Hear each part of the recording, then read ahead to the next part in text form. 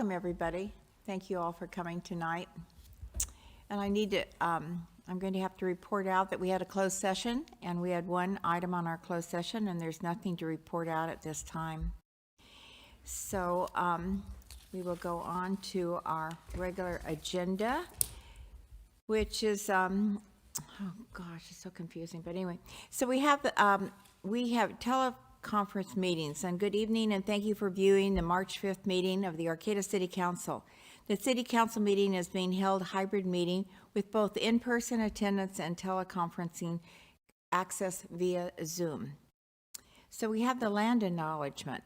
The City of Arcata acknowledges that land will be that is located, let's start over. The City of Arcata acknowledges the lands we are located on are the unceded ancestral lands of the Wiyot tribe. The land that Arcata rests on is known in the Wiyot language as Gudini, over in the woods or among the redwoods. Past actions by local, state, and federal governments removed the Wiyot and other indigenous people from the lands and threatened to destroy their cultural practices.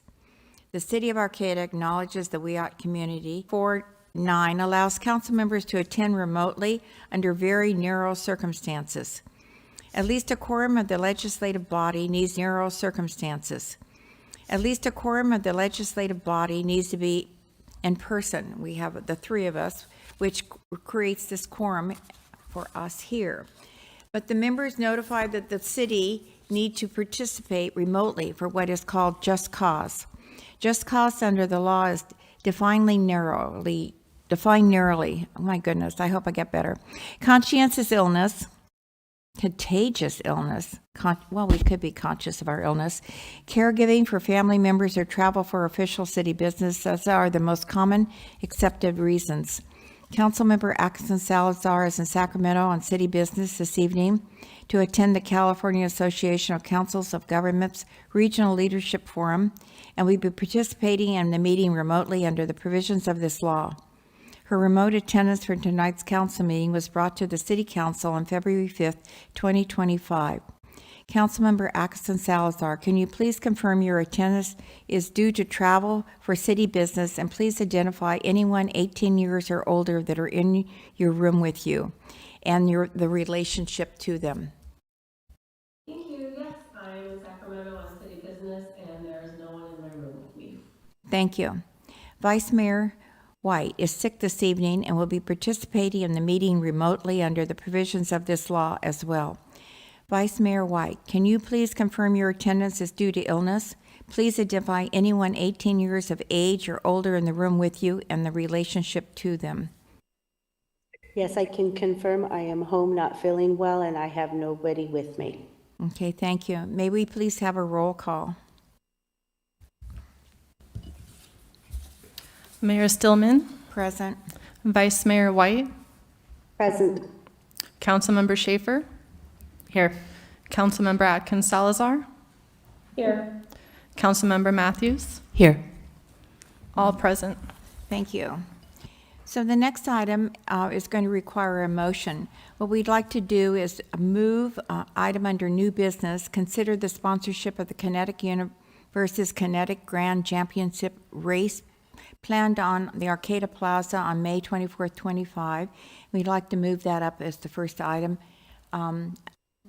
Well, can we just move it up and we'll do it, and then we'll do consent calendar afterwards? Yeah, so moved. Seconded. Okay. So we'll have to have a roll call. Okay, and just to confirm, you're moving it to happen just before the consent calendar? Yes. Okay, just one moment here. Yes. Councilmember Atkins Salazar. Yes.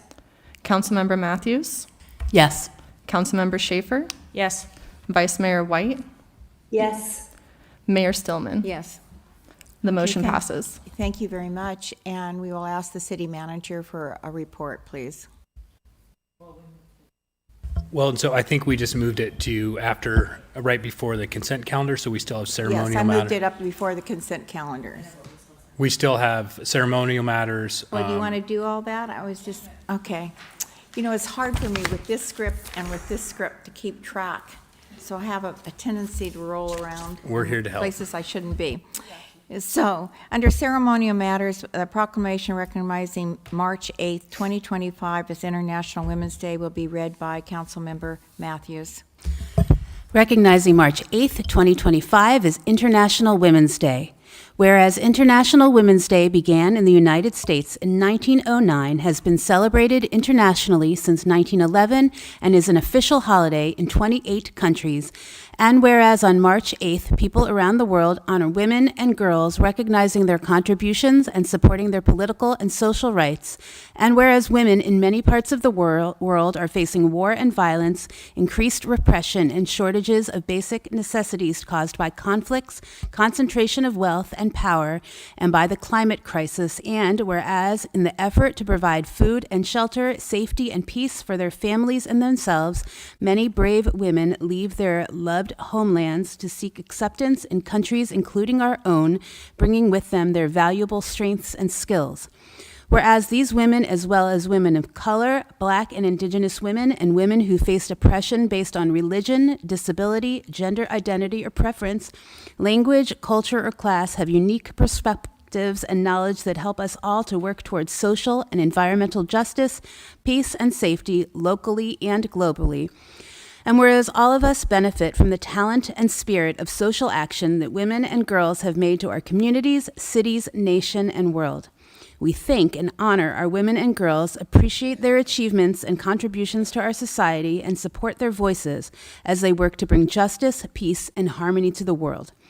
Now therefore be it proclaimed that the City Council of the City of Arcata hereby recognizes March 8th, 2025 as International Women's Day, and encourages all community members to take action on the international theme of Invest in Women, and to observe this day by participating in local events and working to create a more inclusive world where all genders are able to live to their fullest potential, free from discrimination, oppression, and violence.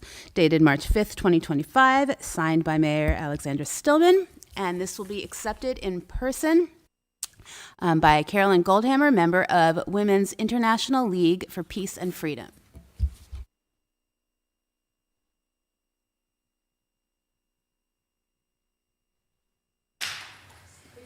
Would you like to say a few words? Yes. Thank you. Oh, okay. Thank you. We'd like to thank you. We've been doing this with you guys for, oh my gosh, since 2011 was the first time. And our group, the Women's International League for Peace and Freedom, is an international group with branches all over the world. And so we realized that we needed to be celebrating International Women's Day. And so we've been doing that since 2011. And so this Saturday, well, tonight we had a sing-along at the Playhouse, and that's why we're dressed kind of goofy, because we were singing with the Raging Grannies. So on Saturday, if anyone can come, this year we're honoring immigrants, and so on Saturday at the Jefferson Community Center, we are honoring.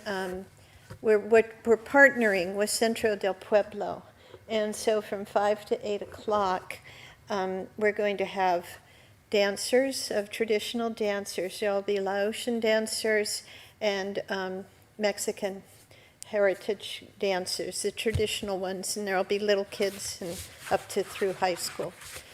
And then some people from Centro del Pueblo are making food for a nice dinner, so anyone that can come, it would be wonderful to have you. And it's just good to remember, especially with this times we have now, that we also have to support each other, and we have to support women and immigrants and men and kids and Ukraine. I mean, it's just everything. So that was ad lib. But anyway. Oh yeah, it's free. It's free. Our events are always free. So, okay. So thank you again for this. Well, thank you very much. Okay.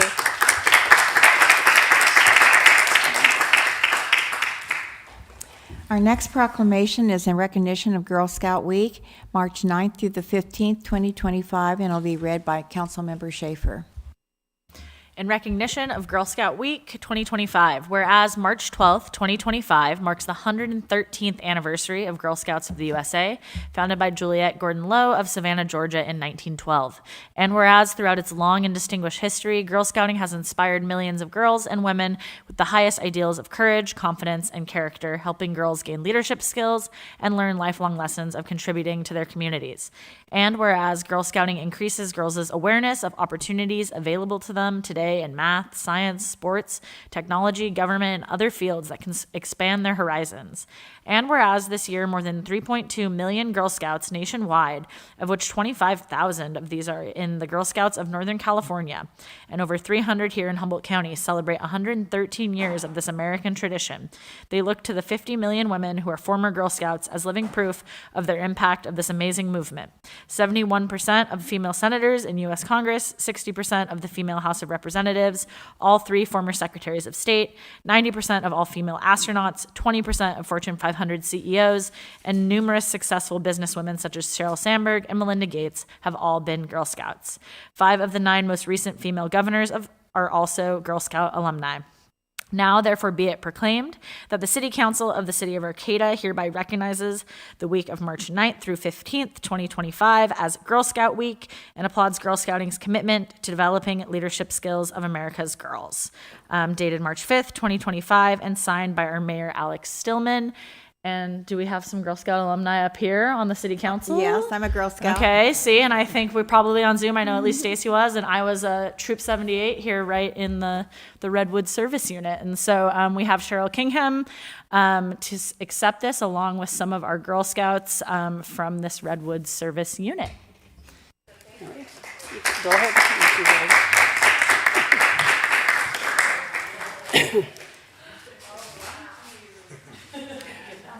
Thank you.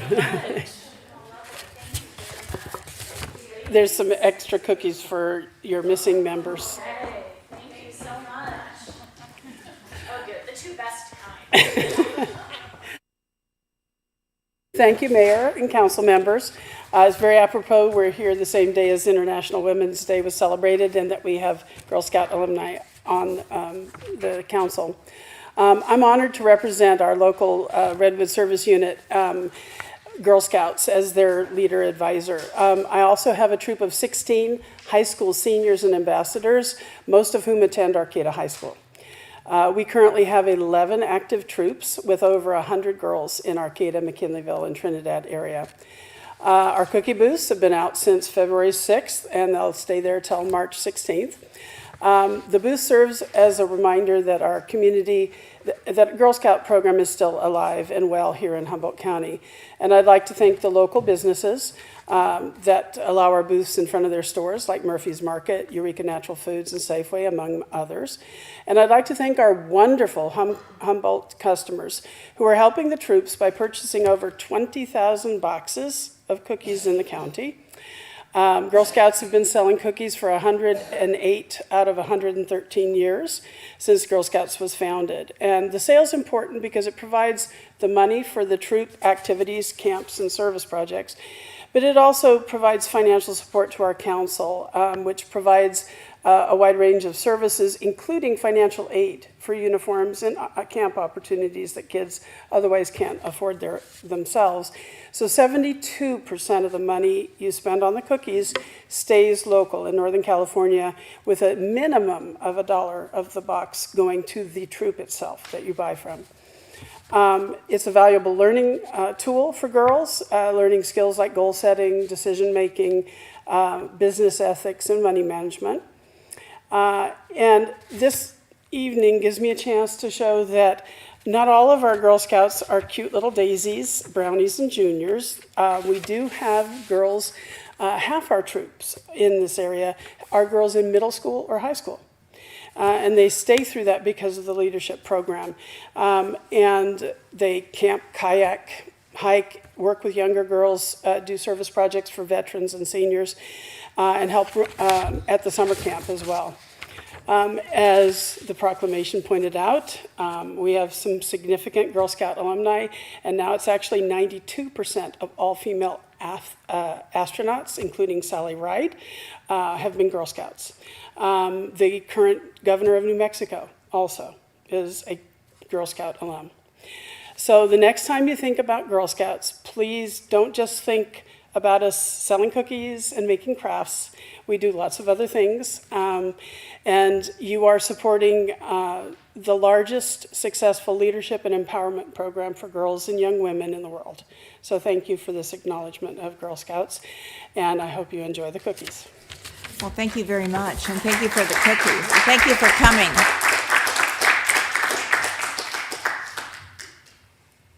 Next proclamation is in recognition of March for Meals Month, March 2025, and Councilmember Matthews will read that. Thank you. Whereas on March 22nd, 1972, President Richard Nixon signed into law a measure that amended the Older Americans Act of 1965 and established a national nutrition program for seniors 60 years and older. And whereas the Humboldt Senior Resource Center observes the National March for Meals campaign to raise awareness about the escalating problem of senior hunger and isolation in our communities. And whereas through the Older Americans Act nutrition programs, the Humboldt Senior Resource Center has served the Arcata community admirably for 48 years. The center provides nutritious meals to seniors, which helps to maintain their health and independence and avoid unnecessary hospitalization or premature institutionalization. And whereas the Humboldt Senior Resource Center's congregate and home-delivered meal programs provide a powerful socialization opportunity for hundreds of seniors to help combat loneliness and isolation. Now, therefore, be it proclaimed by the City Council of the City of Arcata that March 2025 is March for Meals Month. The Council urges all residents to honor the foundation, service organization, businesses, and individuals who support our senior nutrition program, as well as the seniors they serve. And that's dated March 5th, 2025, signed by Mayor Alex Stillman and accepted virtually by Tasha Romo, Director of Nutrition and Activities, Humboldt Senior Resource Center. Thank you. I don't believe I'm seeing Tasha online here. Tasha, please raise your hand if you're present. Okay, I don't believe Tasha's present. Okay, thank you very much, and thank you for reading that. I appreciate it. Next is reports by commissions and committees, and we have none this evening. And next one is staff reports. All reports shall be specifically limited to city business and shall not request or lead to action by the city council at this meeting. So may we please have a staff report? Yeah, thank you, Mayor Stillman. I just have a few items to report. One of the things, I met with representatives from the city of Eureka, city of Fortuna, elected officials and staff from the Humboldt County and County Public Health. And one of the things that we're doing right now is we're working on the development of an ordinance to ban nitrous oxide sales in the city and the county. So I just want to let the council know that's moving forward, and we're getting close to having a draft, and I expect to bring that to the council within the next couple of months. I am also working with city staff, and we met with HWMA executive director, and we have upcoming meetings with Recology in an effort really to advance and move the effort to comply with SB 1383, which is organics recycling forward. And so we have a big meeting on that tomorrow with all of the jurisdictions, HWMA director and Recology, to try to move that forward to provide those services to the community. I'm also working with the equity manager and Equity Arcata to coordinate a workshop with Centro del Pueblo to discuss the city's sanctuary city status and provide information about how the city would respond in immigration enforcement situations. And it really will be a workshop format where Lieutenant Ortega with Arcata Police Department will be presenting a larger overview of really just how the city would react in those situations, and there will be an opportunity to explain and describe what Equity Arcade is doing, what the city is doing in general, as well as some of those policing questions that Centro is really interested in. And then last, I had the opportunity to attend a social justice summit that was put on by Campus ODEI and our equity manager, Mo Harper-Desir, on last Monday, and participated in that and activities to bring awareness to social justice issues in our community. So they did a really nice job putting that on, and I appreciated having the invitation. And that's all I have to report. Okay, thank you. So next we go to oral and written communication. And early communications time is a time limit. The council values your comments, and the public comment period allows people to address the council on matters not on the agenda. This early section of public comment is limited to 15 minutes, and speakers are limited to 2 minutes each. If you prefer to have the full 3 minutes of your time for public comment, this item will be continued at the end of the meeting. Speakers are granted, please let you know that pursuant to the Brown Act, the council cannot discuss or take action on any items not listed on the agenda. The council may respond to statements, and there may also be time to provide public comment specific to each item when the item is being reviewed by the council. So, Can I interrupt before I we can even start? go further. Pardon me? I was just going to interrupt before we start real quick. Would you like to go through the decorum? Oh, yes. Okay. And That's similar. This is so hard for me. This is really between getting all the... too many scripts today. I definitely have too many scripts, and so I'm going to try to have less scripts in the future, just for my sanity. So, what do you want me to do? just to read the decorum statement, please. Okay, let me find it. Disruptive behavior, let me find it. Wait a minute, that's not it. Oh, here it is. Okay, thank you.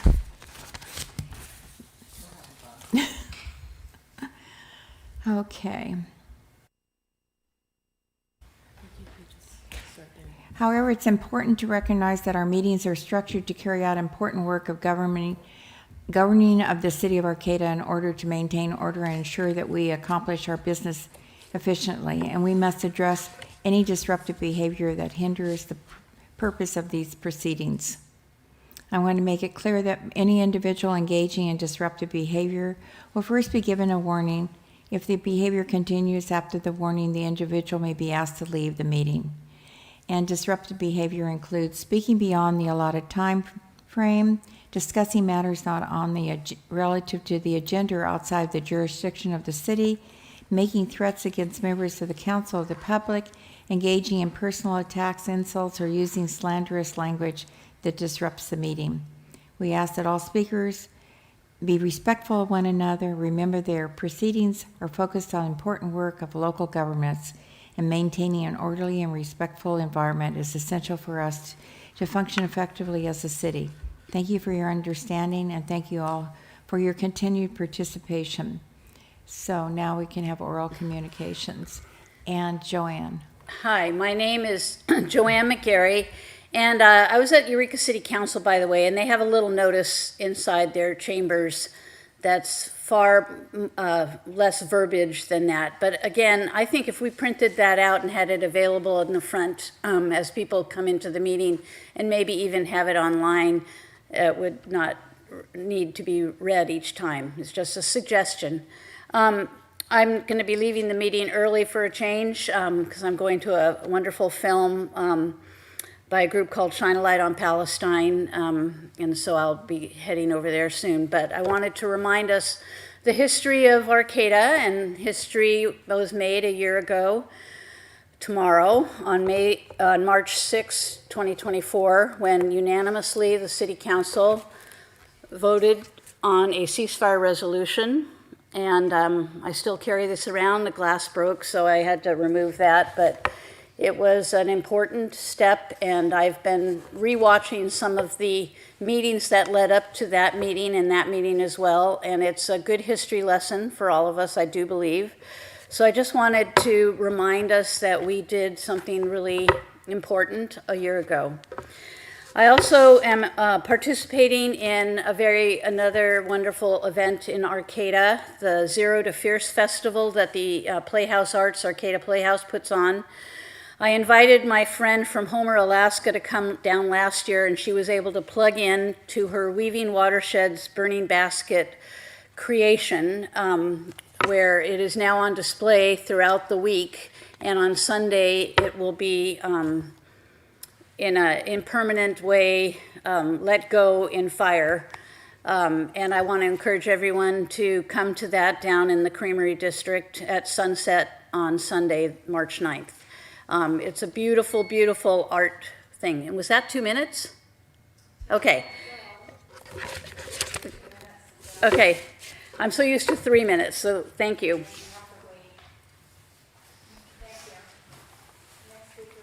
Next speaker, please.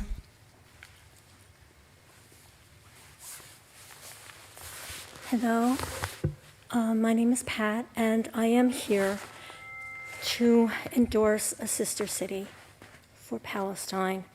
And as Joanne said, we did a lot to try to help them last year, but now it's really, really important, considering that Israel is trying to starve them out now, and also because of our political atmosphere with Trump. Israel is working with Trump now, and they're violating the ceasefire with Lebanon and Syria, and they're annexing the West Bank. I really do think that a sister city will help all the people in the Middle East, especially Israel, and especially Zionists, because unfortunately the way they're acting, they are encouraging anti-Semitism by the way they act. So I think that with our actions, peacefully trying to get a sister city will really help things. Thank you very much. Thank you very much.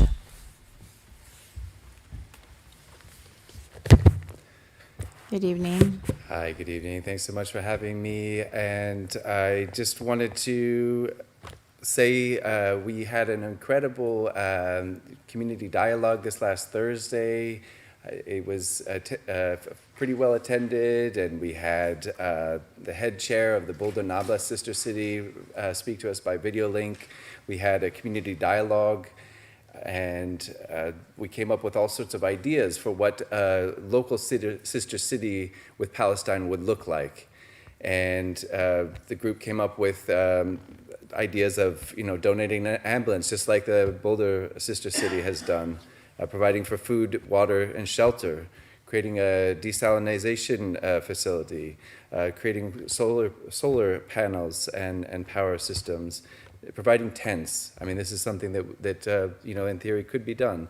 Help planting olive trees, student exchanges, supporting mental health services, help create a vegetable garden over in Gaza, as well as creating pen pal projects for children to exchange between Arcata and Gaza City. So those are some of the ideas. We also had Shay Freelove, who's reported to you as an ambassador for the project in different ways. He also is planning to fundraise to go to Palestine with the Boulder Nabla Sister City in May. And we've done all this because we're not waiting to create a sister city, to start doing some of the work. And we have an event coming up on the 29th of March with Dr. Sui Ang, the co-founder of Medical Aid for Palestinians, one of the leading suppliers of medical aid in Gaza, as well as Gaza Sunbirds, Kareem Ali. Really great group. I hope that you can catch the event on the 29th, right after International Women's Day. Thank you very much. Is there anyone else in the public that would like to speak here tonight? Is there anyone on Zoom? There are no hands raised on Zoom. Okay, thank you.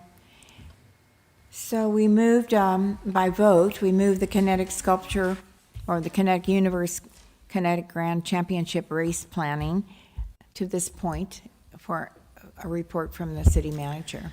Thank you, Mayor Stillman. We had a letter of request that came in for the council to support the Kinetic Universe to donate to the Kinetic to the Grand Kinetic Championship. I want to make sure to use the right words. So the staff's recommendation is that the council approve a sponsorship for the Kinetic Universe's Kinetic Grand Championship race in an amount equivalent to what the user fees for that event would be, which is approximately $1,300. We have Nick Harris from Kinetic Universe on the line, and so when I'm done with the staff report, if you have questions, he can help answer those. Just a little background, which I'm sure most of the council is aware. Since 1969, the Kinetic Race has been a North Coast tradition. It includes a 3-day marathon spanning over 40 miles of Humboldt County towns, beaches, trails, and the rivers. Every Memorial Day weekend. The Grand Championship is Humboldt's largest and oldest free-to-watch event attracting attention from the local and national media, as well as thousands of fans from Humboldt and around the world. This is one of the signature events that's put on in the city of Arcata and really helps to put the city on the map. There's a significant public benefit from the impacts to the local economy, from the visitors and the entertainment for the local community. And Arcata has a benefit of hosting one of the most prestigious portions of the race, which includes judging and pageantry, and provides opportunities for a festive, accessible location that the public can view the sculpture racers up close as they circle the plaza in the lead up to the race. There is no charge to the public for this event.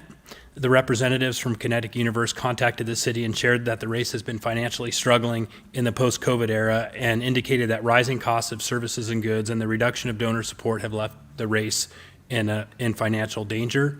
The Kinetic Universe is asking for the city's support to contribute the amount equivalent to the anticipated city fees for the use of the plaza for the event, which are approximately $1,300. The event would be on May 24th from 7 a.m. to 2 p.m. The city would still require a $500 deposit to ensure that the cleanup and other items they would be responsible for are completed. And although the council has not identified specific events to receive support from the city, the council did express its desire to support such events in the city and set aside $25,000 in the annual budget for that purpose. If approved, the funds from the event would come from Fund 101-10-01-52104. No funds from the source have been used, and if approved, there'd be approximately $23,700 left for the remainder of the fiscal year. A copy of the letter is attached, and if you have any questions that I can answer, or Nick on the Zoom meeting, we'd be happy to answer those. And the person on Zoom, would you like to address at City Council? Sure. Go ahead, Nick. Thank you. Oh, hi. Sorry.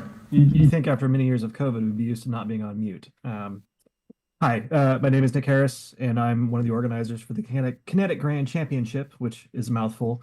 And more than anything, we just wanted to thank you for your consideration. The last couple of years have been financially quite tough for us, and we're to the point of begging and pleading and trying to find all the help that we can get. So again, thank you for taking the time to hear us out. If you have any questions, please let me know. Well, thank you for speaking to this, and so I would like to bring it to the council. We have 3 council members present. We have 2 on Zoom. So the ones present, would you like to start with anything or say anything? Go ahead. I don't have any questions, but we set aside this money for this. I'm happy to support this. This is something that has been around for a long time, is very quintessentially Arcadan, and brings a lot to our local community. And supporting events like this is kind of, it's a no-brainer for me. So happy to support Kinetics always. Thank you. Yeah, I think it's probably well known that the kinetic sculpture race is like part of my Arcata origin story. I came up here like 30 years ago with the boyfriend, and over this weekend, and this was the reason that I fell in love with Arcata, and why I wanted to move back here was because of what I experienced that weekend and the glory. I think that it's also another great point about all of these amazing local events, and how important, if we want them to continue to sustain themselves, that we need to, if you enjoy them, volunteer, man. There's so many cool things happening. I personally will be putting up no parking signs the night before for the kinetic sculpture race. So it's not that hard to take a couple hours out of your life to do something to help these amazing events. I love the kinetic sculpture race. I am happy to support this. Thank you. We'll now ask Councilmember Atkinson Salazar. Would you like to make any comments? I agree with everything that was just said, and even if we just look at it on a more practical level, I'm sure the revenues that scope of people brings into our community more than makes up for that. So I'm happy to support it. Thank you. And Vice Mayor White, would you like to comment? I concur. For the glory, I'd like to move to approve a sponsorship for the Kinetic Universe's Kinetic Grand Championship race in the amount equivalent to the plaza event fees of $1,300 for the sculpture race to be held on the plaza, Arcata Plaza, on May 24th, 2025. Thank you. Is there a second? Sure, I'll second. Thank you. So we will need a roll call vote, please. And could we go to public Is comment? there too? anyone, pardon me? Can we ask for public comment before we go to a vote? Is there anyone that wishes to speak on this item? Is there anyone on Zoom? I do not see any hands on Zoom. Okay, so we're going to bring it back to the council for a roll call vote, please. Councilmember Atkins Salazar, Yes. Councilmember Matthews, Yes. Councilmember Schaefer, Yes. Vice Mayor White, Yes. Mayor Stillman. Yes. Motion passes. And thank you very much for the report and for coming tonight and speaking to us. So that moves us on to the consent calendar. So all matters on the consent calendar are considered to be routine by the City Council and are enacted in one motion. There is no separate discussion of any of these items. If a discussion is required, that item is removed from this consent calendar and considered separately. At the end of the reading of the consent calendar, the council members can request that an item be removed for separate discussion. Members of the public may comment on any item remaining on the consent calendar in the comment period before the vote. A, approval of the waive reading of the text and consent to read by title only for any ordinance on this agenda. B, approve the minutes of the City Council special meeting February 12, 2025. C, approve the minutes of the City Council meeting of February 19, 2025. D, biweekly report on disbursements. E, adopt resolution number 245-37, directing the Transaction and Use Tax Oversight Committee to provide fiscal accountability for Measure H. F, amend the contract for 2024 timber heritage logging and log hauling with Ford Logging, Inc., in the amount of $16,607.86 and authorize the city manager to execute all applicable documents. G, adopt resolution number 245-36, incorporating a list of projects for fiscal year 2025-2026 to be funded by Senate Bill 1, SB 1, the Road Repair and Accountability Act. H, adopt resolution number 24-330, amending class and pay for OE3 represented employees to include the discontinuance of transit operation assistance and transit bus driver classifications and authorize the deletion of one full-time person. I, approve a letter of support for Assembly Bill 2263 regarding emergency regulations to remain in effect for Scott and Shasta River in-stream flows and authorize the mayor to execute all applicable documents. J, request the annual engineer's report and preparation of notices to declare the city's intent to continue to levy and collect from existing assessment districts to include Mad River Parkway Business Center, Windsong Subdivision, and Janes Creek Meadow. Would the council like to remove any item from the agenda? Would the council members on Zoom like to remove anything on the agenda? Is there anyone in the public that would like to remove something from the agenda? Is there anyone on Zoom? Just to clarify, are we welcoming public comment on the consent calendar? Yes. Is there anyone that wants to comment? I do not see any hands raised on Zoom. Okay, so I'll move to approve the consent calendar. yes. I'll second. Thank you very much. May we have a roll call? Councilmember Atkins Salazar, Yes. Councilmember Matthews, Yes. Councilmember Schaefer, Yeah. Vice Mayor White, Yes. Mayor Stillman. Yes. Motion passes. Thank you. We'll move on to old business.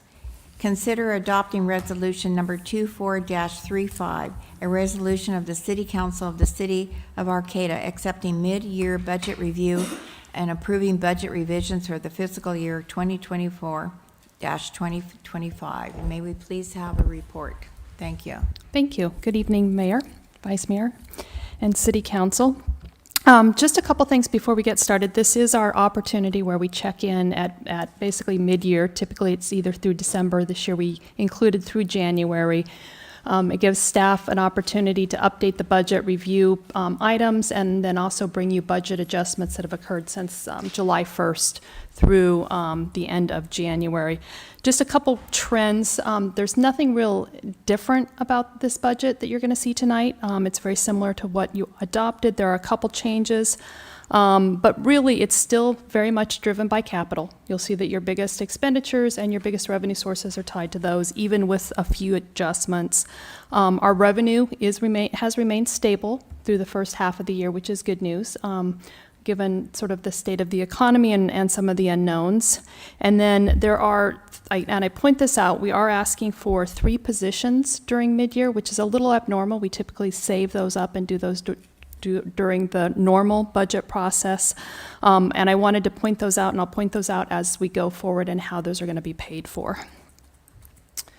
Again, there's just some real basic things that we'll do tonight. You'll get an update on the current financial status. You'll look over the recommendations made for changes at mid-year based on unanticipated expenditures and new projects. We'll review a little bit of what happened in actual year 23-24, and then we can preview the upcoming budget, and we'll start talking about some of the things that we'll be addressing in the next year's budget. So this is a summary of the adjustments that you're approving tonight, and there are a lot of them. If you looked through the exhibit to the resolution, there are 10 pages of itemizations. This is just a summary of it. There are fairly big dollars, but again, I can tell you that the vast dollar amounts are tied to capital projects, and most of those aren't capital projects that are going away, with the exception of one that we'll talk about in a minute, but they're just timing issues where we're moving those projects. They're not going to occur this year, so we're moving some of the budget and some of the revenue probably to next year when it makes sense. As far as this summary, the top line there, the mid-year adjustments, those are the ones where staff have actually gone through line by line and made requests, either increasing or decreasing amounts. Your purchase order carry forwards, the one below that, which is also a fairly large amount, is anything that is subject to a contract or a PO at year end that doesn't get completed. And again, this is largely capital projects. We actually will roll those funds forward into the new year. So it's not new budget, but it is moving budget from one year to the next. Then we bring those back to you so you can approve those. There were a couple approvals that you made within staff reports over the year. 2 that come to mind is that you approved $470,000 to supplement the baseball stadium improvements, and then there was just under $75,000 that was for project management for Old Arcata Road that also came out of fund balance.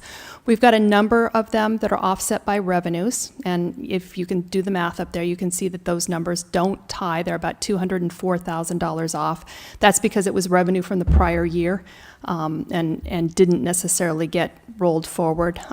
You did approve, probably the bulk of the new budget items was $251,000 for the, and I'm missing the words, it was the David Loya's project.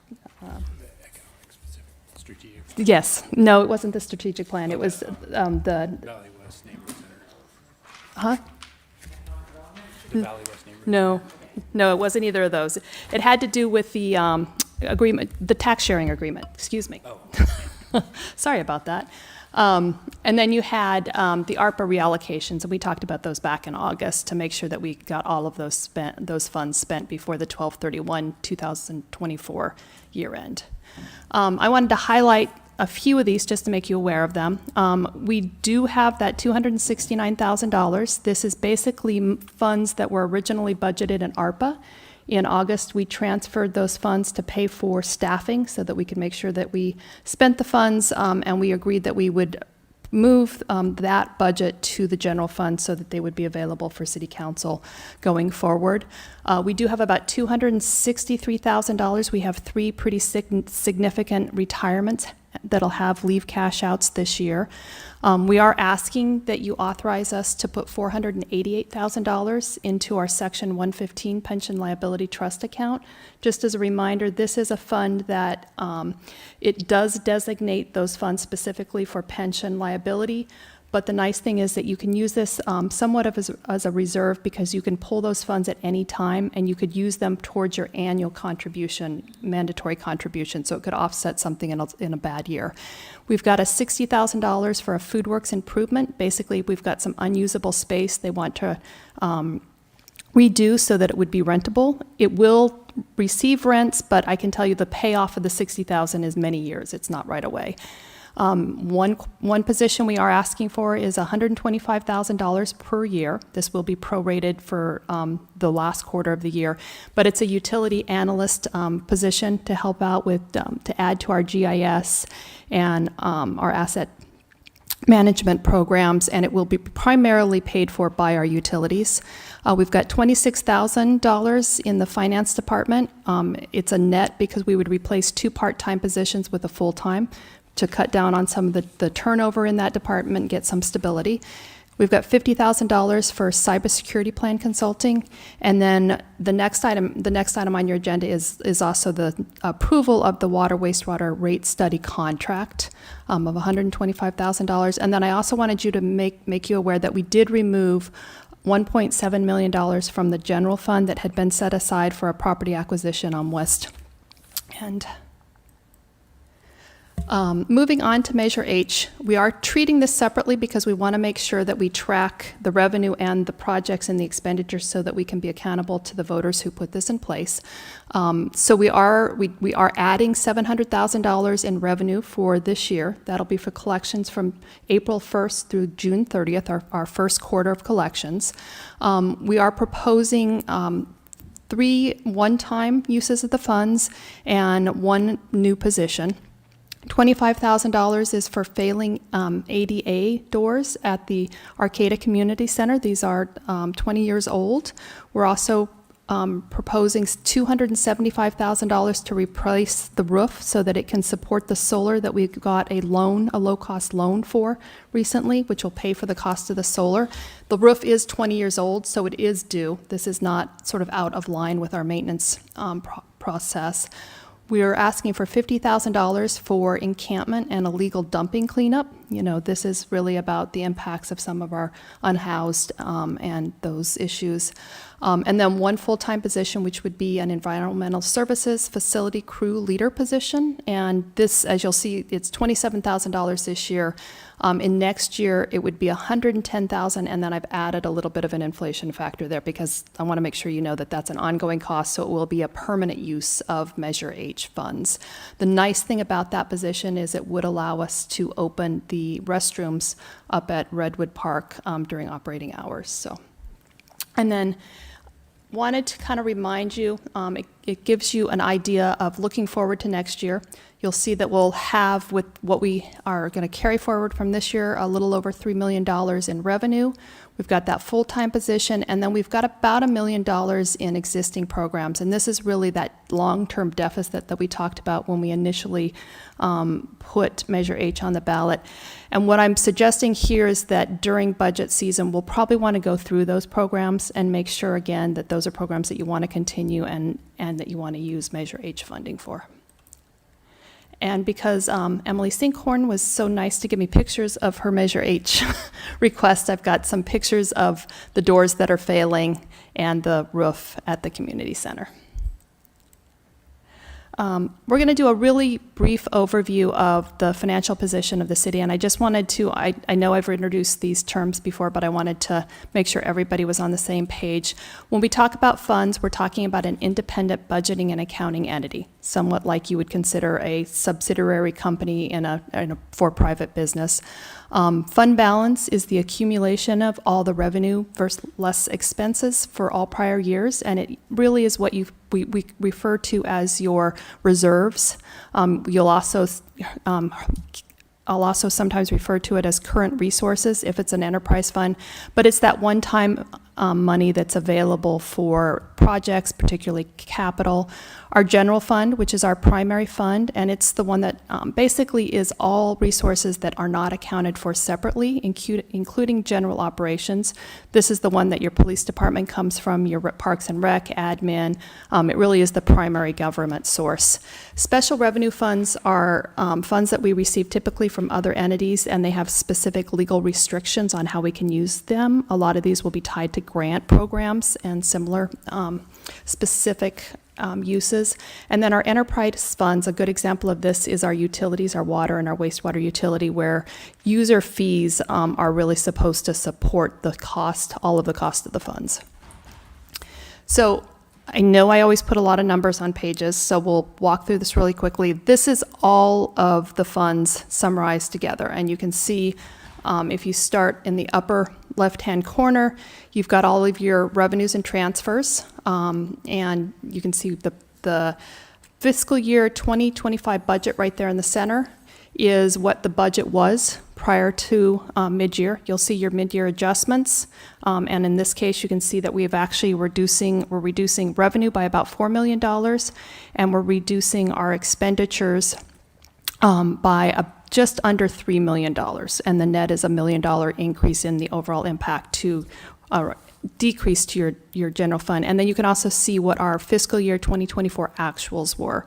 And a couple things that I would point out that you'll want to kind of look at as we go through here is that we typically do not spend all of our budget in any given year. And so even though we've got our mid-year 2025 budget here, I would be extraordinarily surprised if in all areas we hit the budget. There will be a little bit of savings, there always is, and you can see that in the actuals for 2024. You can see that we actually added about $6.5 million to the bottom line, and if you went back and looked at our budget from that year, we had actually budgeted taking a couple $1 million out of reserves. So we ended up much better than we anticipated from a budgetary standpoint. Again, capital remains our largest primary source of funding, and expenditures 47% of the current expenses. Personnel services is second, and it is the largest portion of our operating budget at 25% of the total budget. If you compare the budget here to actual from last year, it's up 12%. Again, there'll probably be some savings that will drop that. And if you compare last year's mid-year to this year's mid-year, it's about 7.6% up.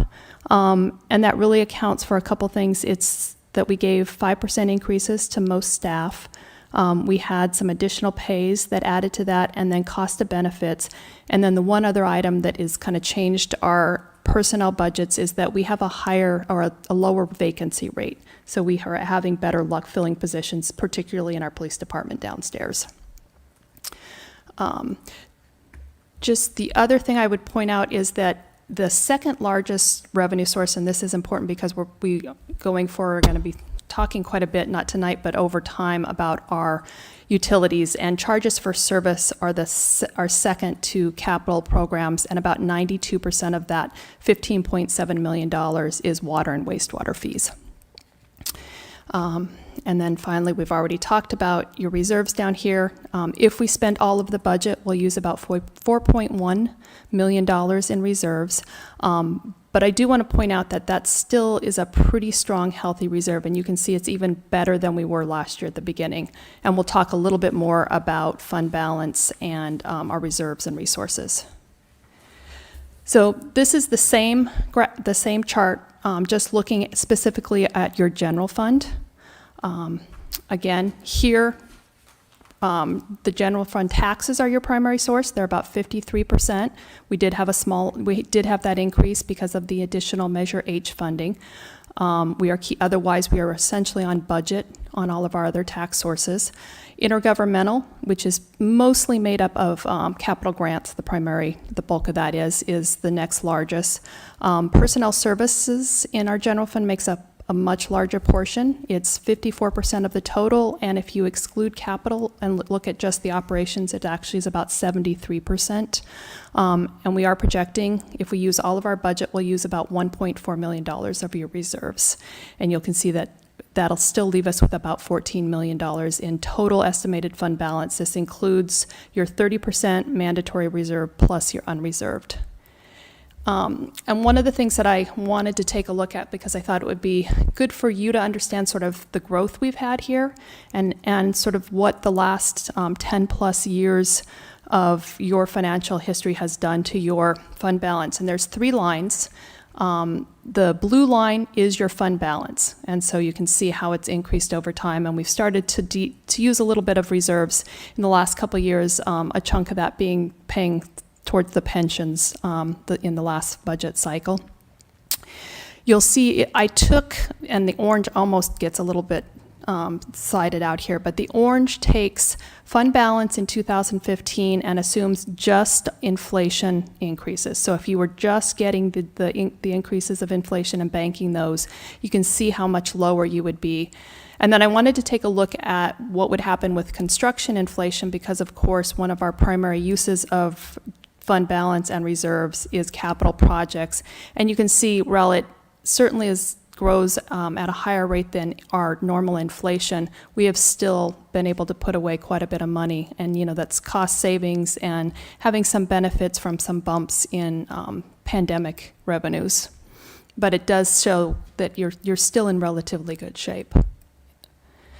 So your special revenue funds, I've combined them here. There's about 30 of them, and they include everything from your CDBG funds to road taxes. It also used to include ARPA and some of the big things like our home key projects. So you can see some of the changes here. The most significant, again, it's capital changes, and it's in our streets transportation programs in those capital projects. You will see, if you look at the green line here, we did have a pretty good bump in our expected expenditures for staffing. The big one was we had a senior project manager, which is funded primarily from grant proceeds associated with the projects that they're working on. And again, these are really specific resources that are dedicated to uses, so you wouldn't necessarily expect that you would build up significant fund balances because you typically are kind of geared with spending them. You do have a core redevelopment and housing fund in this particular source. And you can see you're at the end of this year, if you spend all of your budget, you'll be at about 7.66 million. I did the same graph of fund balance over the last 11 years, and I was a little surprised that it actually built up as much as it did. Part of the reason, though, for that was that in this period of time, we got some of those COVID grants, and we got a lot of that money up front and then have been spending it down, which is why you'll see sort of the significant drop in our current estimate. And again, you can see the comparison to what it would have been if it just increased by inflation and construction inflation. So the water fund, I know we had quite a conversation about this, so I won't go into it. There's just a couple things to point out here. We have reduced intergovernmental revenue by $2.1 million, and this was the grant that we will not be getting for the water line replacement project. We also reduced about $3.8 million in capital outlay. That is really just moving those projects into the next year. They'll come back to at budget season then. And I wanted to point out that current resources, which is similar to fund balance, but the accounting's a little bit different for this, are still really strong. And if we move to the next graph, you can see again, you've got really good, strong growth in your fund balance. You did build up those rates for capital projects.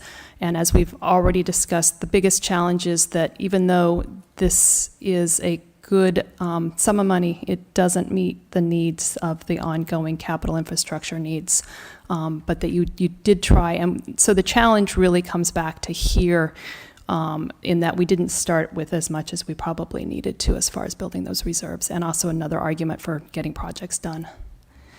Your wastewater fund, again, this one certainly is dominated by the wastewater treatment project, and you can see in green that in yellow, sort of the offset, the revenue and the expense from that, which dominates the total of the fund. The ongoing operations are quite a bit less. And here you can see that we are really sort of building back up the current resources in this fund. Same graph as you've seen before. You can see how we've built up the resources.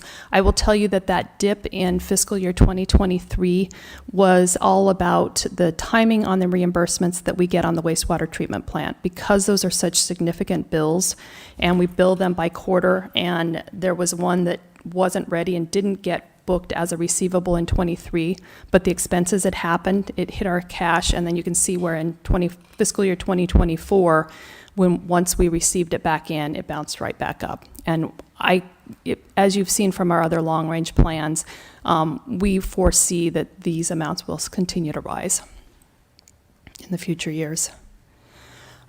So with that, I wanted to just kind of step back and preview a few of the things that we'd like you to think about going into budget season. I believe you already received today a doodle poll trying to set up budget workshops. So we are already moving into our fiscal year 25-26 budget season. One of the first things we'd like to take a look at probably in April is a review of city council goals and priority projects and make sure that we're in line and getting those from you. And staff is going to recommend that we look at adding economic development to one of the goals. The $1 million that we saw in the offset to Measure H, we would like you to kind of take a look at those programs, and we want to make sure that we want to continue to fund all of those, and if it's at the same or different levels. Obviously, our long-term capital improvement program will continue to be a large part of our budget and also our time. And then going forward, the challenge right now is just we don't really know. Like I said, our revenues are stable currently, but I don't know what to expect in the future. So we'll expect the unexpected, we'll be conservative and cautious. And with that, I'll answer any questions you might have. Thank you. So questions from the council that's present, and then we'll go to the council members on Zoom. Yeah, thank you, Tabitha. I am so concerned about what our future is going to look like with all of this federal money. I mean, we are already seeing like the building behind my office, everybody was, so I really appreciate and understand the importance of being conservative, and I really want to stress that to everybody, that this is really the time to kind of buckle down and do things that are really important. I know that these capital improvement projects we have, I do feel like we need to get them done as soon as possible, since who knows what's going to happen with tariffs, making things even more expensive. So just getting those things underway. I think that I'm really glad of those two positions. I think it's important that we start having some more institutional knowledge and doing some succession planning, and I understand that's what those two positions will seek to do. Have a full-time finance position that, you know, can soak up your knowledge and be full-time, and hopefully, you know, will stay with us for a long time. And that other position is something that's so important to have someone in there for the long term. So I think that's great. I love things like the Food Works building that is, you know, it will eventually, you know, pay for itself, and it's giving entrepreneurs and small businesses, you know, more opportunities, which I think is something that's going to be so important coming up, is just, you know, supporting our businesses here and, you know, making sure that, you know, with whatever's going to happen, that that we're just, you know, hunkering down and supporting our community. I think that's all I have for now, unless something that anybody else says kind of jots my brain, but yeah, good. Thank you. Councilmember Schaefer?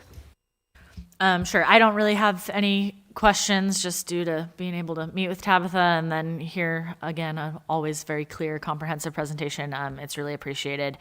Did you want us to give you some of those priority projects to start teasing your brain for budget, or should we hold off on them? I don't know, but kind of related to just a couple things that you said as well. But I think getting some of those priority projects, if you wanted to give those to me in an email or send them over, because during the time that we'd really start discussing those is in the budget workshops. And so, yes, we want what you're thinking about and been listening over the last 6 months. And so I have an idea of some, but certainly if there's ones we haven't I know talked we don't get about. to tell the public as often though, but no, and it just excited for those goal setting and budget sessions. They're always really it's a good one for people to come out to, because I feel like we can also like interact with the public a little bit more and, really hear from the department heads. And so that's always a great experience. And just thank you for your presentation, because it's exciting to start, kind of thinking in our minds how a lot of these projects that we do want to see and have talked about in the past, can be funded by things from Measure H, or, that will be possible by adding like this park aid position, and things like that. And so it's good to see that we're in the position that we're in, just like what Meredith was saying, that with a lot of the uncertainty, and I know we're probably all hearing it like at our JPAs and stuff too, and having standing items at all of our meetings to get updates on what's going on, to see that if things really go south economically, that we will be able to kind of weather the storm a bit. So it's thank you, and just it's always so clear, Tabitha. I appreciate it. Thank you. Could I just add one thing to respond? So one of the things we've been doing in our departments is tracking the various grants. And so we have a number of large grants in community development that we have staff that work on. And so right now, what we're hearing from community development staff is that the programs are not indicating any changes, and that the staff that we're working with at HCD, which administers a number of those grants, they seem to be sound for now. And then also we have some large transportation grants, a Sunset Avenue grant, the Sunset Avenue project, 14 million, the Reconnecting Communities at 25 million. So we're still hearing that those are solid, but just to reiterate what you heard from Director Miller was that you never know what's going to come out, in the near future. And we continue to be surprised by some of the changes at the federal level. So we're thinking about that and talking about that, but we do have large numbers of staff whose salaries are dependent on some of the grant programs that we administer. Thank you. We'll go now to Vice Mayor White. Do you have any comments? Yeah, I guess things seem to be sound for now on the various projects that Merritt had just highlighted. I do concur with my fellow council members in light of the uncertainty moving forward that we do need to be conservative. I guess I have a question. Are we going to go through the mid-year proposals, budgets that we've highlighted for the 2025? And if so, could I make a comment on a couple items? We weren't going to go through any more detail, but I think you can certainly make comments or ask questions about specifics. Absolutely. So on item page 72 of 126, we talk about the Measure H revenues, and we have bullet points of various projects. And one of them is the 50,000 for encampment and other illegal cleanup in Arcata for New Directions and John Shelter, and then it says and so I would like to propose that we put 5,000 to start back the monthly Clean the Sidewalk events in Valley West, with Valley West community being heavily impacted by the large population of our unhoused community on the sidewalks and streets in Valley West. We're definitely, it needs some love. And I have been receiving a lot of input from the community that they really want to be hands-on, get involved. And it makes the community feel like they're doing something that they can physically see and get a reward right there and then. So, I would love to see if we could put maybe 5,000 of that towards and that would be for a full year of the monthly cleanup. And I think that was all I know we're pressed for time, so I don't want to, I'll let Stacy go next. And can I just respond and make a suggestion there, which is we have the 50,000. I think 5,000 could be accommodated in that if that becomes to address Valley West within that 50,000. And specifically, since you mentioned a year, that probably would be with something, this is going to be just from now till the end of the year through June 30th. So there'll probably be an opportunity to talk about that in the next budget cycle. Does that work? Sounds great. Okay. Thanks.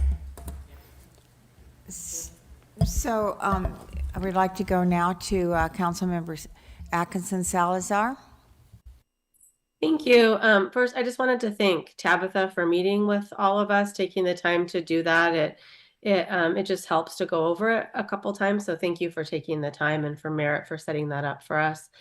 I just wanted to just say that I am really excited about adding that environmental services crew leader position. And just to, I know, and I also want to be clear, just so people know, that is not the amount for them just to open the restrooms at Redwood Park, but that is one of the perks that comes along with that. And I think that our community will be really happy about that. So I hope that goes well. And I think that was all I had. Thank you. Thank you. So I wanted to ask if you would please talk about Measure H and the increase in the sales tax, and also Measure O, and how just for people to understand what our sales tax has gone up to, if you would be kind enough to do that, please. So as of April 1st, we have two increases that will impact the city of Arcata. And of course, the first one is the city's 3/4 cent. So our sales tax will go, because of the passing of the Measure H, the city sales tax, it'll go to 9.25%. Then in addition to that, the county was successful with their 1% tax request, and that will also apply not just in unincorporated, but in the incorporated areas throughout Humboldt County, so that'll be an additional 1% throughout the county. When you add that to the 9.25%, it increases the tax rate in Arcata to 10.25%, which will be the same as it is in Eureka. They'll also see an increase to 10.25% as of April 1st. Thank you. I appreciate that, because I know that all of a sudden there's a lot of concern in the community, and they're trying to figure out what's happening and where should they go shopping now, or should they go to Oregon, or where should they go in order to save money on their sales tax? And they could spend money on their gas, just getting there. So I wanted to ask a question. Vice Mayor White brought up the $5,000 for cleanup in Valley West. How would that be, in your thought, how is that managed? Would that be under our new full-time person that we're going to have, opening the bathrooms and so forth, that would be a job that they would take on? I think that it would be additional. It would be outside contract work. And originally we had talked about the $50,000 that we had looked at John Shelter and New Directions, because he has the relationship with working in the homeless camps and has been pretty good at that. But it would use that same source. And I don't know that I would manage it. I'm sure that between environmental services, our city manager, and our police department, they would organize those cleanups depending on where they were at. But I don't have the details on that. Thank you. Today at one of the things, it's too early, I'll wait till later. Never mind. Any other comments from anybody? Is there anybody online? Anyone in person? I had a really quick question before we get too far. Is that okay? Yes. It's on page 74 of the PDF, all city funds and expenditures and expenses. And it's the second chart under the Arcata Mad River Transit Fund, $1,566,698. Is this amount for our fair share, or I'm just trying to figure out what that number is? So so the $1,566,698? Correct. So that is actually that is the total budget for our transit program. So that is all of the buses. It also includes the dial-a-ride, and that is the amount that will be transitioning over to the HTO, or most of those funds will, in the new year, in fiscal year 25-26. Okay, I thought so. I just wanted to clarify. Thank you for that. Okay. Yes, go ahead. Just because I was going through this list and it made me think, but on the $488,000 to our pension liability, could you go over how we're doing with that, and if where we're at, and just kind of jog my memory of what the difference between those accounts are briefly? Sure. So we basically, when we did the big $7.5 million payments in the prior fiscal year, we did two things with it. We took $2.5 million and we put it in the Section 115 trust, which sets it aside so that it can only be used for pension obligations. And those are the funds that we have the ability to pull out at any time. We can, and they have to be used for pension, but it would provide us in any given year, if we needed those funds to offset a shortfall in our budget, we could pull, up to, and we spend at least we're up to $3 million plus a year in pension obligations. We could pull $3 million and it would allow us to sort of buffer that year, and we could use it like we would an emergency reserve. The other $5 million that we paid, we actually paid directly to CalPERS, and we paid down our liability. So the benefit from that is longer term, that there's a 2-year sort of catch-up provision, but after that, it will reduce our annual contributions, and that will be spread out over the next 15 years. So it will reduce our ongoing costs, but we can't get that money back. The only way we get it is hopefully reducing our costs going forward. And so what the $488,000, we're proposing to put it in that 115 trust so that we still have the ability, if we needed to use it, for example, things get hard next year and we really want to conserve the cash we have on hand, we would pull money out of that fund, pay our pension obligations for the year, and that would free up money elsewhere or allow us to hold on to cash. And that's kind of the idea behind it. Yeah. And just to remind you, we're using from the fiscal year 22-23, we had a nice about $1.8 million surplus in the fund, and we're taking 25%, approximately 25% of that, and that's how we got the number that we're using. Yeah, and the great thing about that fund is that it collects interest, so. It does, yes. Okay, do we have anyone in the audience that would like to speak to this? Is there anybody on Zoom? There are no hands raised on Zoom. And then I would like to bring it back to the council. Sure, so I'd like to make a recommendation that the council adopt resolution 245-35, accepting the proposed mid-year budget revisions for fiscal year 24-25. Is there a second to that motion? I will second that. Thank you. May we please have a roll call? Councilmember Atkins Salazar? Yes. Councilmember Matthews? Yes. Councilmember Schaefer? Yes. Vice Mayor White? Yes. Mayor Stillman? Yes. Motion passes. Thank you very much, and thank you, everybody. And thank you for your presentation and being so thorough. So we'll go on to our next item, which is B, approve a contract in the amount of $125,375 to Bartell Wells Associate for water and wastewater rates and capacity charge studies and an indirect cost allocation plan. May we have a staff report, please? Thank you. Yes.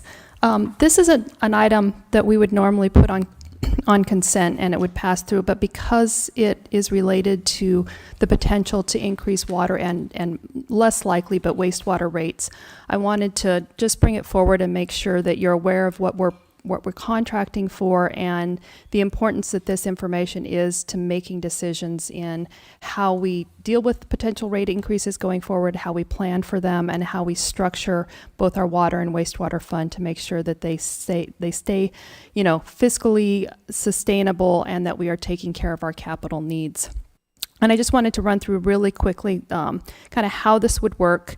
First of all, because this is the information that is going to be used by staff, by our consultants, by you to make decisions, and even the public to judge whether or not those are appropriate, it has some real consequences and importance.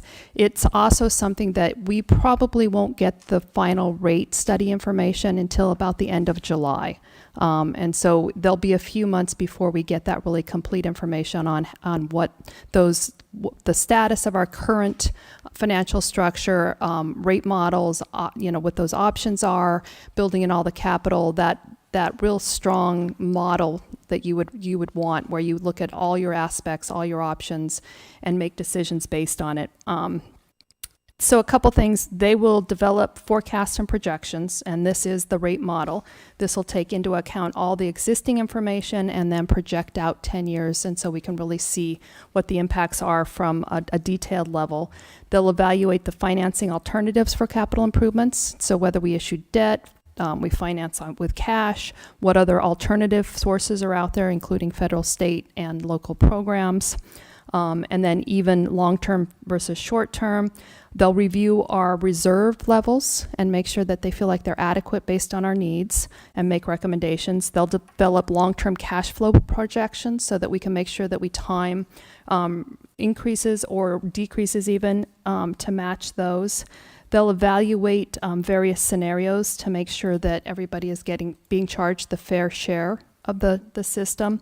One of the things we will also ask them to do is look at evaluating the rates based on reduced rates for those impacted and also reduced rates for those that may have inabilities or difficulties paying their bills, just so that we can make those a little bit more affordable where we can. They'll also do the cost of service allocations. They will do comparisons with other utility agencies so we can see where we stand as far as rates and any rates that we're looking at the potential to put in place. And I know that was asked about when we talked about the water fund. They'll evaluate the equity of the rates. They'll look at the impacts, and again, looking at disadvantaged customers.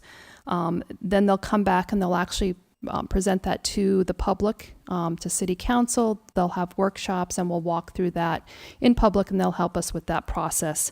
And one of the important pieces of that is that we do have to comply with Prop 218 as far as the notice, mailing the notices, the public hearing, and making sure that the information and the process we follow is legal and meets all of those requirements. The other piece we've talked about, which is in addition, and we may bring this in-house, particularly if we are able to get the finance staff in place, is the citywide indirect cost allocation. And what this is that these are the costs that are generated at the city level that we pass on to our utilities and our other separate funds. So it's going to be the cost of your time, administration, finance. It's going to be the cost of HR. It's all of the support services that they would normally pay for if they were a separate entity that we pass the cost on. And we want to make sure that that is the right amount, that it's not too much and it's not too little, and we want to have the justification to show the ratepayers that we have, and we are doing that.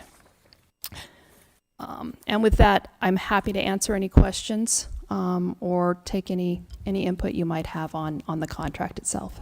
And council members that are present at the dais, do you have comments or questions? I'd like to go. Yes, go ahead.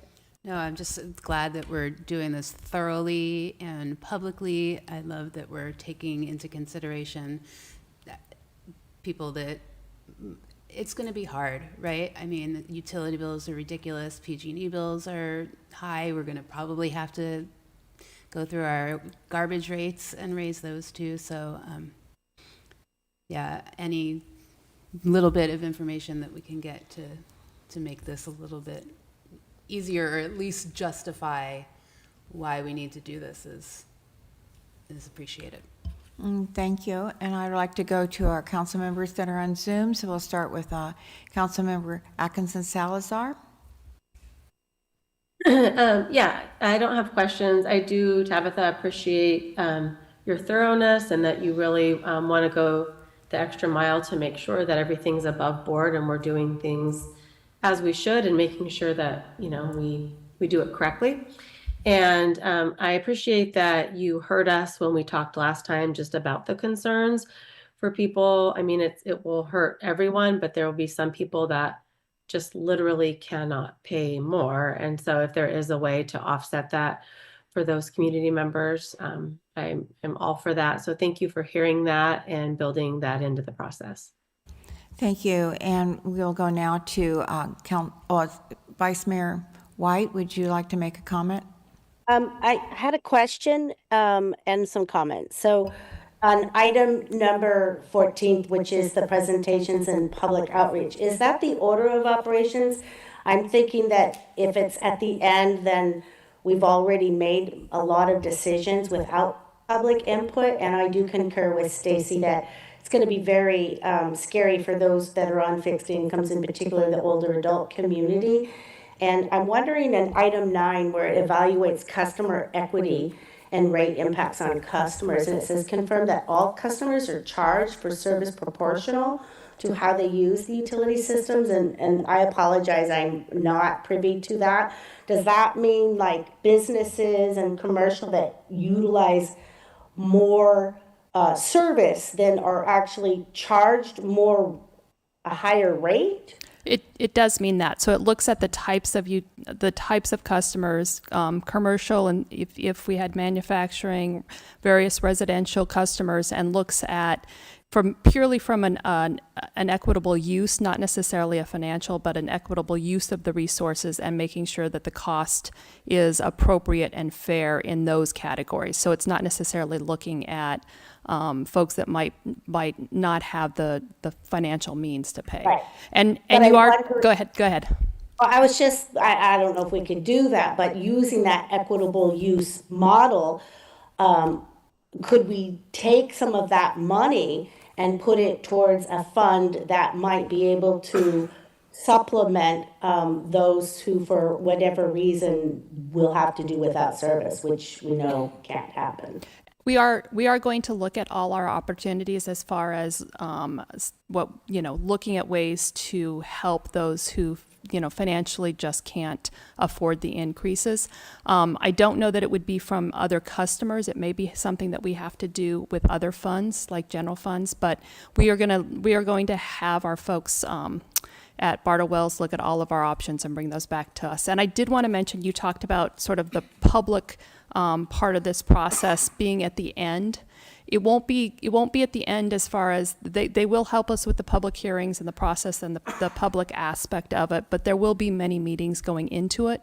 And we will do the best we can, even though, people may not be happy about it, but trying to get the information out early to make sure that the public is aware.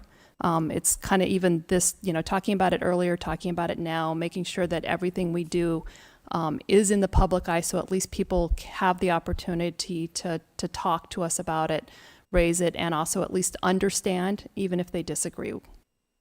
And that'll all happen hopefully ongoing and definitely before we prepare the draft and final reports, correct? Yes, and the draft reports will come back to City Council, and that will be probably the time that people will be aware of what the possible recommendations are. Obviously, you'll be making decisions there, but there'll be a public process that is before that information goes out in the form of notices and the public hearing.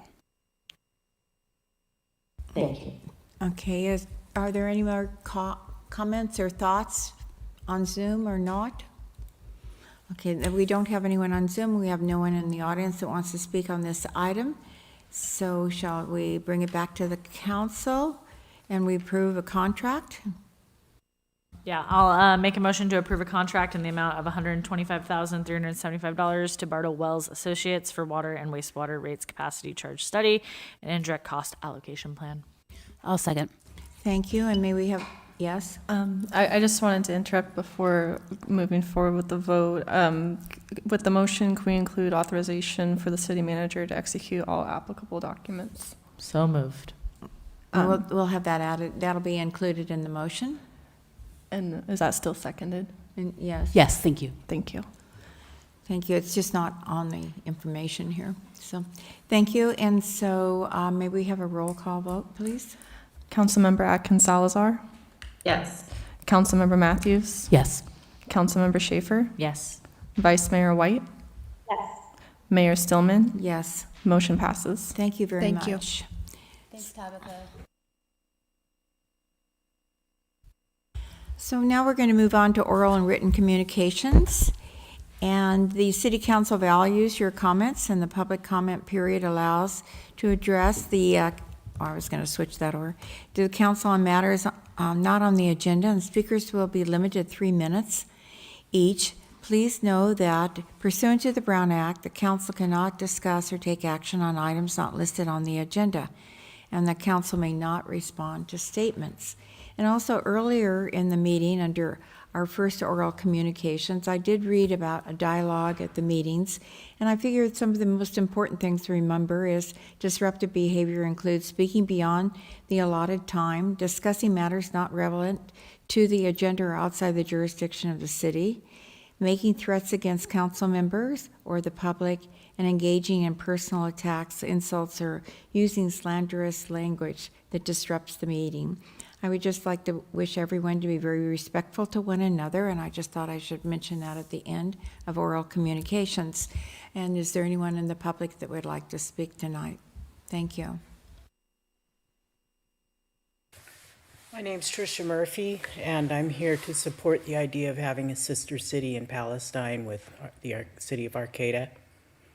I'm also here to try to raise awareness about what's actually happening there in Gaza and in the West Bank, in Syria, in Jordan, in Egypt. Sometimes I sit here and I listen to these meetings where you're going item by item about our budget, and I'm thinking we should get used to this because it's going to get much worse. We have backed Israel in a big land grab in several places in the Middle East to the tune of trillions of dollars. And we're becoming a pariah state right along with Israel. We're becoming a bigger target every day. What's happening in Palestine is wrong. Gaza's a big open-air prison, and they've killed at least 200,000 people there. There was a report in the New York Times that has historically been very pro-Israel about how Israel is shooting children in the head, and they're getting ready to go back in and start up again. They've blocked all aid, all food, all medical aid. They've blocked that again. They've reneged on their promise for the ceasefire deal, and that's very typical. They're in Syria stealing land and murdering people. They're in Lebanon doing the same thing. Jordan, Egypt are getting closer to wanting to go to war every day. We've gone into, there were 7 countries that Netanyahu wanted us to go into, and we've gone into all but Iraq at this point. There is a plan for a greater Israel, and we've been backing that plan to our detriment and to the tune of trillions of dollars. We're losing our standing in the world. We're maybe 95% of the world is against what we've done. We've abused our veto power at the ICC and the ICJ. And we've done it for Israel, and we've done it because Israel has bought our politicians. Over 400 of our politicians in Washington and Congress are owned by Israel. We've allowed that to happen. And that's all I have to say. I very strongly support a sister city. I think if we can do anything to try to make up for the wrongs that we're currently doing and that we've been doing for the last 80 years, we should try to do that for Palestine and for all the other countries in the Middle East that are suffering because of Israel. Thank you very much. Do we have anyone on Zoom? And would you like to speak? Okay. Do we have anyone on Zoom? Yes, we do have a hand raised. Shannon, please go ahead. Hi, good evening. I just am calling to speak in support of sharing culture and good positive vibes with Gaza. I think it's a great idea, and I'm just wondering why you all haven't signed on by now.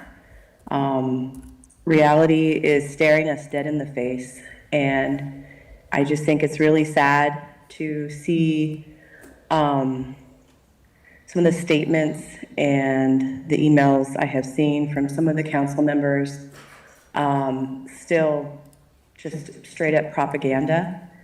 It's really depressing. So I hope things change. I hope that you guys can sign on for a sister city where we can share culture and other things with that part of the world.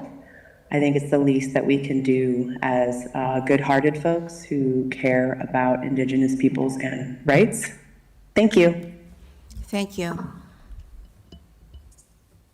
Do you have anyone else on Zoom? I do not see any other hands raised. Okay, thank you very much. That's the end of oral and written communications. We'll go on to council reports. So why don't we start with our council members that are on Zoom. So let's go to Vice Mayor White. Do you have a council report this evening? I've been ill most of the week, but right before I did get sick, I did attend Redwood Region Economic Development Commission. And honestly, I don't have much more to report. Like I said, I've been ill.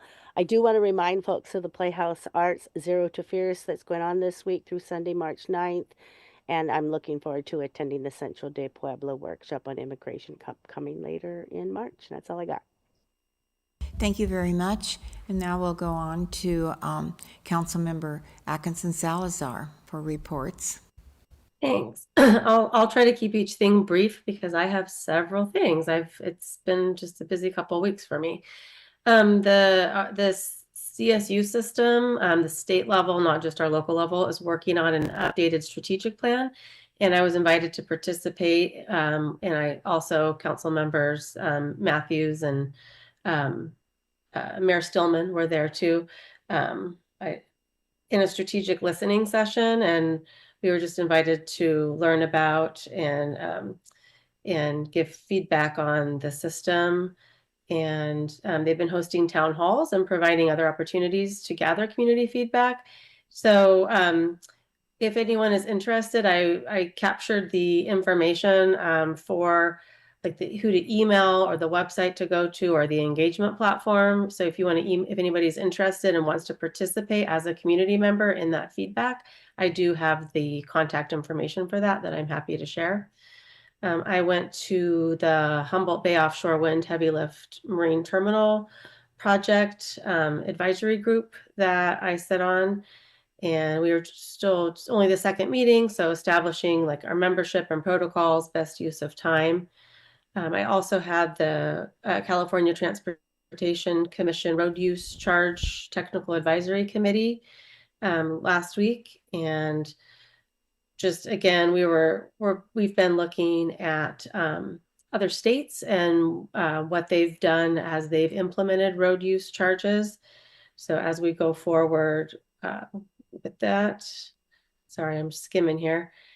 And then I had the CalCog board meeting today, and it's transportation and housing focused, but there was a speaker there who spends a lot of time in Washington, D.C., and he just shared that not that everything's at risk when it comes to funding, and that there's just not a lot of certainty, and people are going to staff members and asking questions, and staff doesn't have answers, and that there have been a lot of federal layoffs, and he's seeing that these are people he knows and works with, and it will impact our ability to interact with some of these agencies and function.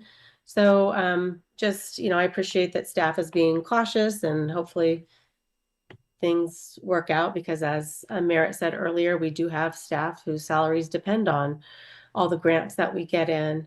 But it's just a really different time. So that's all for me. Thank you. And who would like to go next here? Okay, thank you, Sarah. I will go. It was a busy week last week of a lot of more community events and also meetings. But I was able at the beginning of last week attend. I actually missed the ribbon cutting part, but Arcata has a new radio station playing out of the Playhouse.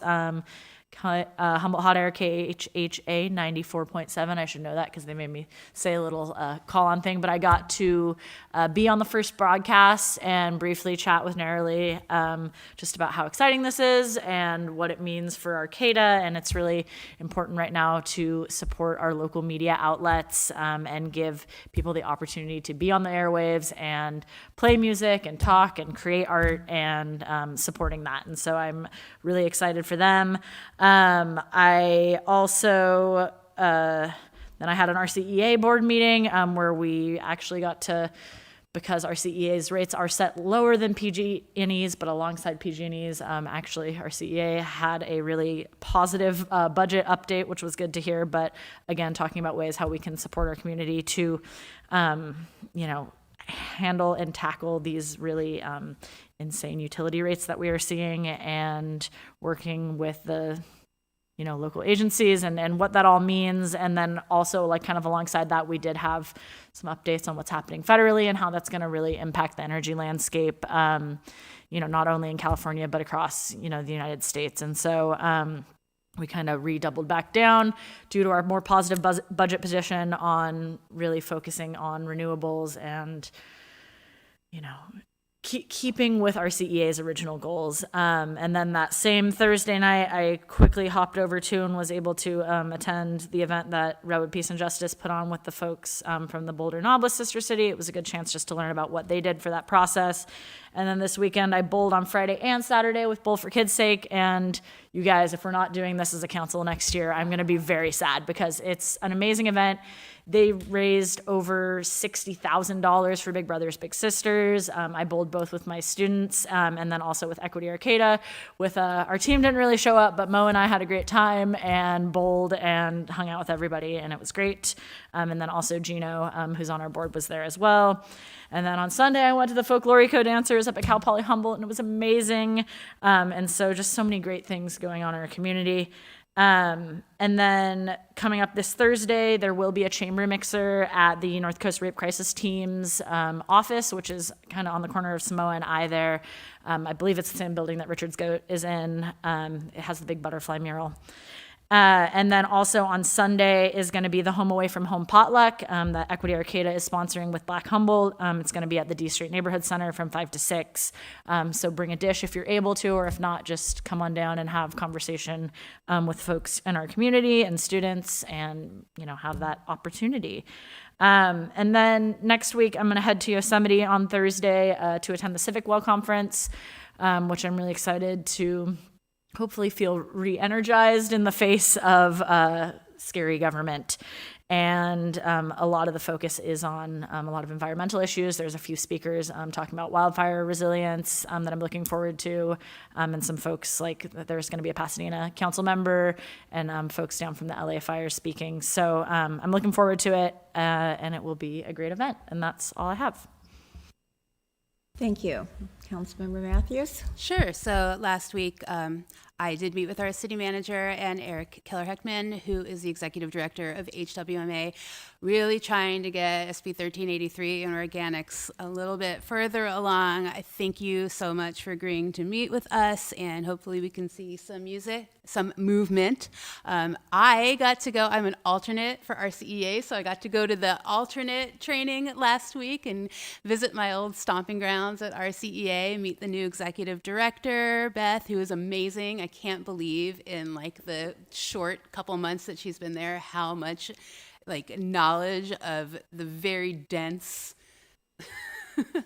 amount of information of RCEA that she's really managed to absorb. I'm so impressed. I think RCEA is in great hands, and even though I'll probably never have to go to a meeting, it felt really good to be informed about what they've got going on. Last week, I got to meet with our friends at the North Coast Growers Association to talk about some accommodations that we're making to the farmers market as we're getting into the summer market. It's been really successful, I think, having the plaza closed down to traffic. I think we've gotten really amazing feedback, but just kind of doing some things like making sure that there's separation between some of the booths so you can walk to the businesses there. Talked about throwing down like rugs with arrows so you'll know that you can cross over and go to businesses, and just adding more handicap parking and just making things generally a little bit easier. This will be in April. It'll be the first full year of the farmers market being closed to traffic. So I just really want to celebrate that and how accommodating the Growers Association has been. I was asked to be on the Cal Poly Humboldt Presents Advisory Committee. So as you know, the funds for Cal Poly Humboldt Presents are being cut, as many things in the CSU system is, just trying to get together with a group of people and really figure out like how we can still bring great entertainment and presentations to Humboldt and kind of look at it a different way. So I haven't had a meeting for that yet, but I'm super excited. If anybody has yet had the opportunity to read the Mad River Union today, that just came out today, just don't freak out. It was wrongly misstated. We did, at our last council meeting, we did approve a policy for interfund transfers. We did not yet approve that interfund loan, so just wanted to get that out there if people are like freaking out. And at the end of the month, I'll be headed to my League of California Cities Housing, Economic, and Community Development meeting, where we'll talk about some more policies that are coming down the road for those things. And boy, as always, I'm really impressed with all of us and all of the things that we do. So, all right. Okay, well, I look like I haven't done anything compared to you two, everybody, but I will be going to Civic Well. Yes, I am. Oh, I thought I was going to be all No, I thought I was going to be all alone too, but I found out I'm not, because you just reported. No, I'll be there too. Let's talk. Yes, and I just, HTA, we had our meeting this morning, Humboldt Transit Authority, and we approved the contract for the city of Arcata moving towards Humboldt Transit Authority. And also we approved a contract. They have Teen Challenge to clean all their bus shelters, and they'll be adding all our bus shelters to that too. And they said that Teen Shelter works really well with homeless people that are hanging out in the bus shelters, and they've been able to move some of them into the Teen Challenge program.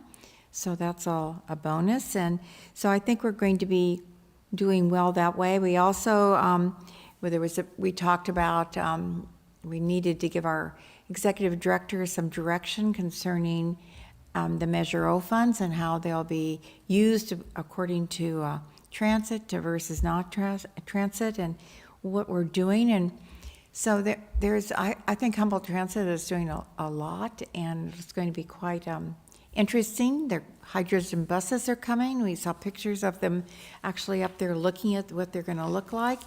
And I think our hydrogen fueling station is going to be something we should really look at. How many other entities, like I think about the garbage trucks, could become hydrogen fuel, and cars, because we'll have a whole facility in order to take care of that, because that'll be coming later this spring. We'll have the hydrogen fueling station in, and right now we'll have a temporary one for when our first bus comes, which will be later this coming month.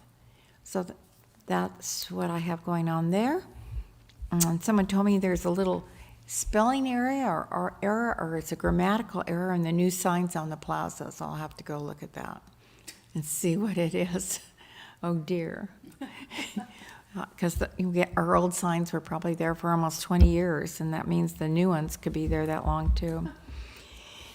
So we have no closed session. We have no closed session reports, and therefore we are adjourned, and thank you all. Can I add something real quick? I'm so sorry. I just want to remind people tomorrow night is the Arcata Chamber Mixer at the North Coast. Sarah said that. She already said that.